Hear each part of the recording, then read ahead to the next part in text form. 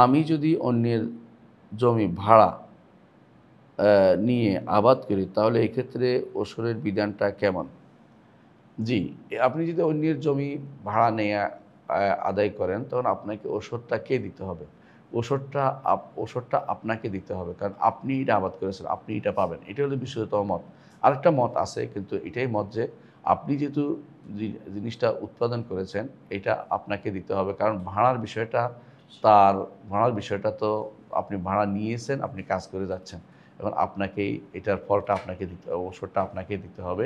কারণ এটার ফলটা আপনি ভক্ষণ করেন। যে ফল নেয় তাকেই সেটার যাকাত দিতে হয়। সেই হিসাবে বিশুদ্ধ মতে আপনাকেই যাকাতটা দিতে হবে সেটার যিনি সেটার ফল ভোগ করেন। আর যিনি ভাড়া নিচ্ছেন, যে টাকা নিচ্ছেন, তো তিনি তার এই টাকার যাকাত তিনি অন্য টাকার সাথে মিলিয়ে দিবেন যদি নেশাব পরিমাণ হয়ে যায়। এজন্য তার তো ভিন্ন জায়গাতে যাকাত দেয়ার জায়গা রয়েছে। টাকাটা নিয়ে যাকাত দিতে হবে।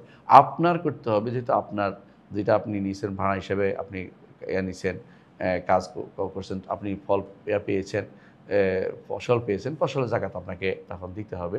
কারণ আপনি এটা আবাদ করেছেন। আর তখনই যাকাতের প্রশ্নটা আসছে।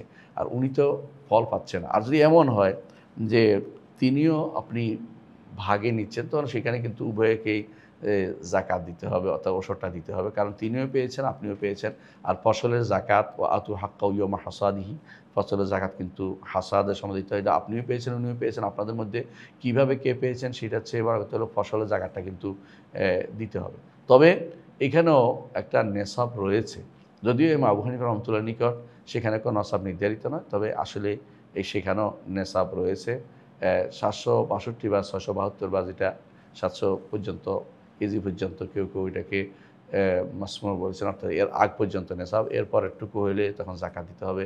যেগুলি সামান্য পরিমাণে যেগুলো মানুষ পায়, যেগুলো এত বেশি কেজি তার হয় না, সেখানে তার জন্য যাকাত দিতে হয় না।